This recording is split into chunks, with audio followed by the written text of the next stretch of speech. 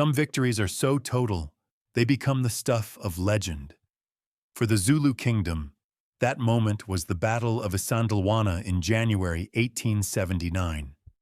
They'd faced the most powerful empire on earth, and with sheer courage and brilliant tactics, they had wiped out a modern British column. It was a victory that shook the foundations of colonial power. In the wake of that stunning success, the Zulu warriors, the impis, felt invincible.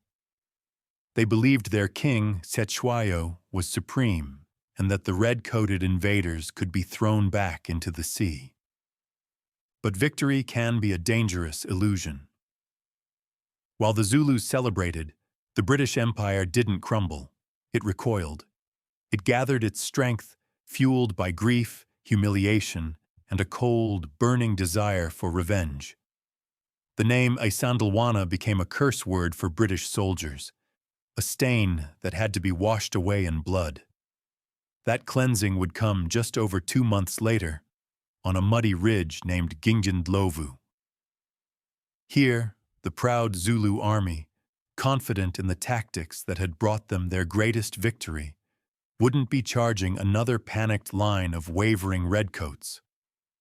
They were marching, unknowingly, into a meticulously prepared killing field. They were advancing into a storm of lead that wouldn't just defeat them, it would shatter the offensive might of their army and break the spirit of their kingdom. This is the story of that battle. The story of Gingindlovu, the battle that changed everything for the Zulu. The road to Gingindlovu really began in the shadow of Isandlwana. For the British commander, Lieutenant General Lord Chelmsford, the defeat was a career-ending disaster and a deep personal humiliation. He had underestimated his enemy, split his forces, and failed to take basic precautions, leading to the slaughter of over 1,300 of his men. London newspapers were calling for his head, and his replacement, Sir Garnet Wolseley, was already on a ship to take over command. Chelmsford knew his career was hanging by a thread. He was a haunted man, driven by a desperate need to pull a victory out of the jaws of his own catastrophic failure before he was fired. His one shot at redemption was the relief of Colonel Charles Pearson's column. Pearson's force had set up a fort at a deserted mission station called Eshowe, but after Isandlwana, the Zulu army had simply swarmed around them, cutting them off completely. For 2 long months, Pearson and his 1,700 men were besieged, with rations dwindling and disease setting in. They knew a relief column was coming, thanks to a heliograph, flashing signals from miles away, but they were running out of time. For Chelmsford, saving Eshowe wasn't just a military necessity, it was his only way back. He put together a new, formidable army at Fort Tenedos. This was no small column. It numbered over 5,600 men, a mix of about 3,400 European regulars and 2,300 African soldiers from the native contingent. The core of his army was made up of experienced British regiments, the 57th, the 91st Highlanders, and the 61st Rifles. And this time, he had sailors from the Royal Navy, who brought with them their discipline and some truly devastating modern weaponry. But the biggest difference wasn't the men, it was the mindset. The ghost of Isandlwana hung over every decision. Arrogance was gone, replaced by extreme caution. Having learned the hardest lesson of his life, Chelmsford issued new orders. Every time the column stopped, no matter for how long, they were to form a defensive laager, a square fortress made of heavy supply wagons chained together. Inside this wall, the troops had to dig. Every camp was now an entrenched fort with waist-high earthworks and deep trenches. Ammunition boxes were kept open and ready. The advance, which began on March 29th, was painfully slow. Heavy rains had turned the landscape into a muddy quagmire, but Chelmsford refused to be rushed. He deliberately chose a longer, more open route to avoid any terrain that could hide a Zulu ambush. This was an army that no longer believed it was invincible. It believed in procedure, discipline, and overwhelming firepower.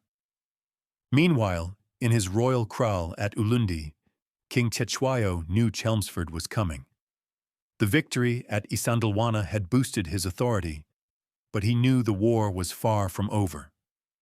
He sent a large impis, an army of 10,000 to 12,000 warriors, with one clear mission: find Chelmsford's column and destroy it, just like they had at Isandlwana. Many of these men were veterans of that famous battle, warriors who had tasted victory against the Redcoats. Command was given to Somopo Kazikala, and more importantly, Dabulamanzi Kampande. Dabulamanzi, the king's ambitious half-brother, was a famously aggressive commander. He had led the unauthorized and failed attack on Rorke's Drift after Isandlwana. Now he had a chance to erase that failure with another glorious victory. As Chelmsford's column crawled through the mud toward Eshowe, Dabulamanzi's impi moved swiftly to cut them off. The stage was being set for a collision on a nondescript ridge that would soon be known by a name that echoed the sound of gunfire: Gingindlovu. The Battle of Gingindlovu was a perfect, brutal clash between an ancient martial tradition and the unfeeling efficiency of the Industrial Revolution. On the British side, their power rested on one weapon: the Martini Henry rifle. It was a single-shot, breech-loading rifle that fired a massive .577/450 caliber round. This heavy, soft lead bullet wasn't designed to pierce. It was designed to smash. It transferred incredible energy on impact, enough to stop a charging man dead in his tracks. A well-trained British regular could fire it 10 to 12 times a minute. When fired in controlled volleys by hundreds of men, it created a virtual wall of lead. At Isandlwana, that potential had been wasted. At Gingindlovu, Chelmsford was determined to make sure its horrifying power was used to maximum effect. But his army had more than just rifles. They had force multipliers. The Royal Navy brought 2 Gatling guns. These hand-cranked machine guns, nicknamed coffee grinders, could spew out hundreds of rounds per minute. They were terrifying weapons, both physically and psychologically. Backing them up were 2 9-pounder field guns and 4 24-pounder rocket tubes. The artillery could break up formations at a distance, while the rockets, though famously inaccurate, screamed through the air and had a powerful demoralizing effect. This was an arsenal designed to destroy an attacker long before they got close. The Zulu army, by contrast, was a living extension of its society. Every man was a warrior, organized by age into regiments called amabuto. Their way of war was personal and relied on immense courage, disciplined formations, and overwhelming shock attacks. Their main weapon was the ikalwa, the short, broad-bladed stabbing spear. It was a weapon for close-quarters fighting, meant to be used after crashing into the enemy line. For protection, warriors carried the isilangu, a large cowhide shield that was surprisingly good against old muskets, but practically useless against the high-velocity rounds of a Martini Henry. Now, it's a myth that the Zulus only had spears. By 1879, they had acquired tens of thousands of guns, though most were obsolete muskets. Crucially, they had also captured nearly 1,000 modern Martini Henry rifles at Isandlwana. But having a weapon isn't the same as mastering it. The Zulu warriors had almost no training in marksmanship. A common mistake was setting the rear sight to its highest position, thinking it made the bullet more powerful. This just caused their shots to fly harmlessly over the enemy's heads. For the Zulus, Guns were for making noise and causing confusion. The real work, the decisive part of the battle, was supposed to be done up close with the Ikalwa. Their tactic was the fearsome impondo zankamo, the horns of the beast. It was simple and brutally effective. A central body, the chest, would charge the enemy head-on. At the same time, two flanking columns, the horns, would race out to surround and destroy the enemy from the sides and rear. Against the scattered British line at Isandlwana, this worked perfectly. The Zulu commanders, Somopo and Dabulamanzi, planned to do the exact same thing at Gingindlovu. They had no idea they were about to attack a formation specifically designed to counter their greatest strength and turn it into a fatal weakness. On April 1st, 1879, Chelmsford's column reached a spot near the royal kraal of Gingindlovu. He chose a low ridge for his camp, a position that offered clear fields of fire in every direction. As night fell, so did a heavy, drenching rain. But nobody was resting. Following orders, the troops got to work fortifying the camp. 120 heavy wagons were chained into a tight rectangle, about 130 yards on each side. The men dug a 4-foot-deep trench around the entire perimeter, using the dirt to build a waist-high wall to fire from. This was the fortress born from the trauma of Isandlwana. The north side was held by the 60th Rifles, the west by the 99th Regiment, the south by the 57th, and the east by the 91st Highlanders. At the corners, the most vulnerable points, the heavy weapons were placed. The Gatling guns and rocket tubes, positioned to sweep the flanks with interlocking fire. That night, the tension was thick. Chelmsford's chief scout, John Dunn, a European who had lived in Zululand for years, was convinced the impi was close. He and an officer snuck out of the laager, swam the swollen Nyazane River, and found the entire Zulu army camped just a few miles away. They barely escaped and raced back to tell Chelmsford the attack was coming in the morning. Some of the Zulu commanders had wanted to attack at night, but Dabulamanzi convinced them to wait for dawn. A fatal decision. At 4 a.m. on April 2nd, the British stood to. Every man was in position, staring out into the pre-dawn gloom. A thick mist shrouded the sodden landscape, cutting visibility to just a few yards. The air was dead silent. Having received Dunn's report, Chelmsford made a key decision. He wouldn't advance to Eshowe. He would wait and let the Zulus come to him. As the sun rose, the mist began to burn off, slowly unveiling the landscape. Around 5:45 a.m., lookouts from the Natal native contingent came sprinting back to the laager. A few minutes before 6 a.m., the definitive report came.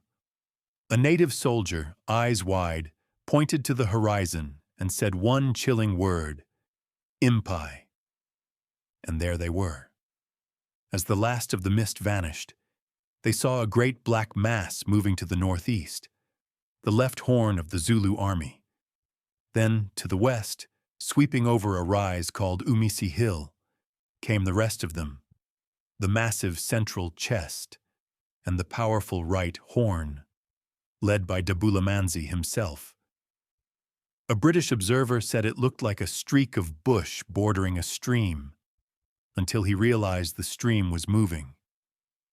It was a river of black shields and plumed headdresses, a silent, disciplined mass of over 10,000 warriors, spreading out to encircle them. They picked up speed, breaking into a loping run, the ground trembling under their feet. The horns of the beast were coming, just as Chelmsford had prayed they would. Inside the laager, there was no panic, just grim readiness. Officers walked the line, their voices low and steady. "Hold your fire, lads! Hold your fire! Let them come!" The Zulu charge began. In 3 enormous columns, The impis swept forward, a human tide aiming to drown the small British square. The warriors chanted, a low hum that grew into a deafening roar. They beat their spears against their shields, creating a terrifying rhythm. From the cover of tall grass, Zulu marksmen opened fire, their shots kicking up dirt or whistling high overhead. But this was just a prelude to the real threat. The rushing wave of warriors, closing the distance with terrifying speed. Inside the square, the British officers kept iron control. The soldiers of the 60th Rifles on the north face watched the Zulu chest bear down on them. The order came down the line. Wait for the range. 400 yards. 350. The tension was almost unbearable. Then, at about 300 yards, the command finally rang out. Fire!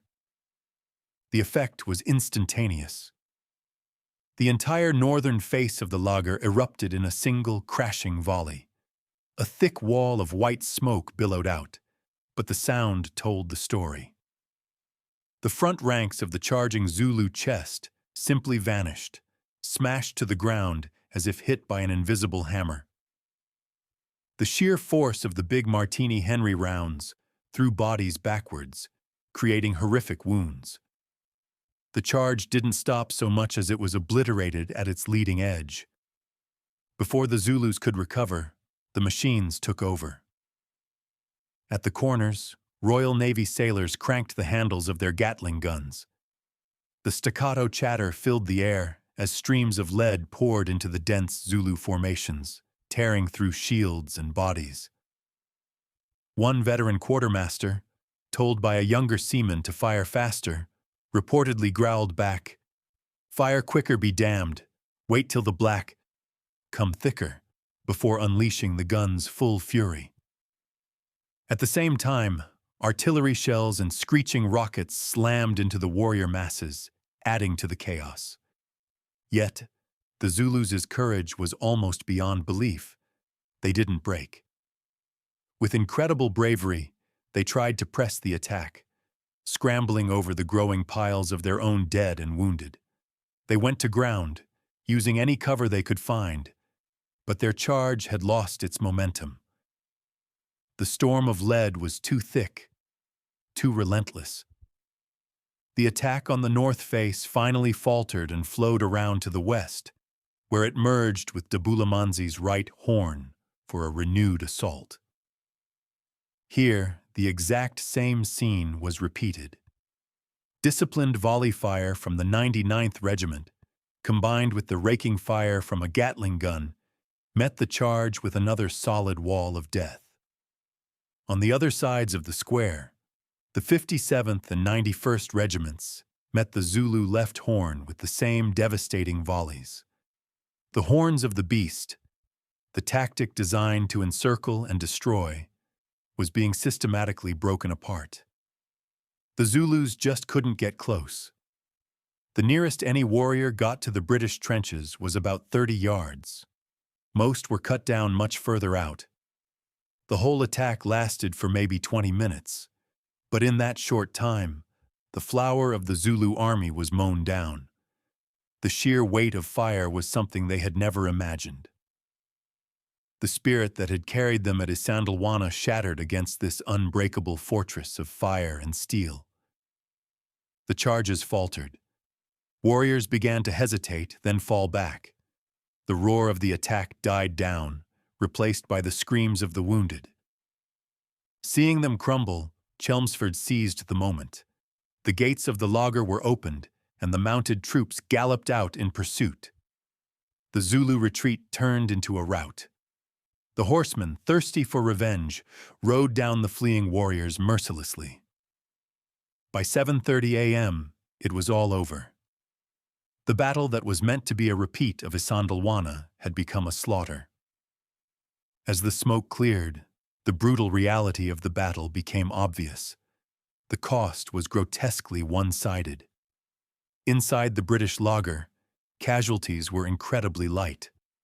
Around 13 men were killed, including a couple of officers, and about 50 were wounded. One of the mortally wounded was the commander of the 60th Rifles, Lieutenant Colonel Northey, who was shot in the shoulder. For the Zulus, the cost was catastrophic. The British counted over 700 Zulu bodies around the laager alone. The mounted pursuit had killed at least 300 more. In total, it's estimated that between 1,000 and 1,200 Zulu warriors were killed in a battle that lasted less than an hour. Hundreds of Martini Henry rifles, many with the markings of the British 24th Regiment, were recovered from the battlefield. A grim reminder of Isandlwana, their power now turned back against their captors. The immediate result was the relief of Eshowe. The very next day, Chelmsford marched his men to the besieged fort. Pearson's weary men watched as the pipers of the 91st Highlanders marched in, signaling the end of their 10-week ordeal. For Lord Chelmsford, the victory was a profound personal and professional vindication. He had proven that Isandlwana was a tactical mistake, not a sign of Zulu superiority. His new, cautious doctrine had worked perfectly. But the real importance of Gingindlovu goes far beyond lifting one siege. More than any other battle, this was the moment the tide turned decisively against the Zulu Kingdom. The defeat wasn't just physical, it was psychological. Isandlwana had created a powerful myth of Zulu invincibility. It had convinced the warriors that their way of fighting, the horns of the beast, their courage, their skill with the Ikilwa, was superior. Gingindlovu shattered that myth in 20 minutes of industrialized slaughter. The survivors went home not with stories of glory, but with terrifying tales of an enemy they couldn't even reach. King Chetshwayo was reportedly furious, recognizing instantly that his army's offensive power was broken. Militarily, losing over 1,000 of his best veteran warriors was a blow from which the Zulu army could not recover. This loss crippled Chetshwayo's ability to mount another major offensive. From this point on, the road to the Zulu capital of Ulundi was open. Gingindlovu became the blueprint for the rest of the war. When Chelmsford advanced on Ulundi for the final battle in July 1879, he used the exact same tactic, forming a massive hollow square that methodically destroyed the last great Zulu impi. That final battle was the climax of the war, but its outcome was already written. The turning point hadn't been at the capital, but on this muddy ridge. Gingindlovu was the battle that broke the back of the Zulu army, drained its spirit, and sealed its fate. If you found this look at a pivotal moment in military history compelling, be sure to hit the like button and subscribe to our channel. The Anglo-Zulu War is full of incredible stories of courage, tragedy, and tactical shifts. Let us know in the comments if you'd like to see a full breakdown of the disaster at Isandlwana or the final battle at Ulundi. Your support helps us bring these stories to life. The Battle of Gingindlovu was a direct and brutal answer to the question posed by Isandlwana. Lord Chelmsford, stung by his past failures, traded arrogance for methodical, overwhelming force. The Zulu army, riding high on the confidence of its greatest victory, charged with almost supernatural courage, only to be met by a level of firepower they couldn't possibly counter. Gingindlovu was more than just a British victory. It was a devastating lesson in the changing nature of war. It showed with horrific clarity that the age-old virtues of warrior bravery and maneuver could be made obsolete by the cold math of rate of fire and technology. The battle relieved the fort at Eshowe, but its true legacy was the breaking of the Zulu impis as an offensive force. While the Battle of Ulundi is often remembered as the final act, it was on the bloody fields of Gingindlovu that the fate of the Zulu Kingdom was truly sealed. It was here that the spear was shattered by the bullet, and the brief, bright flame of Zulu invincibility was extinguished forever in a storm of lead.